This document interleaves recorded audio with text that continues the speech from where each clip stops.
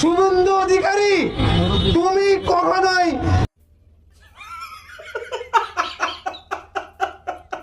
এই দেশের বাংলাদেশের চুলো ছিঁড়তে পারবে না।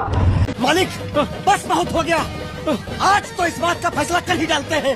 লাশের বদলে লাশ, রক্তের বদলে রক্ত, এটাই।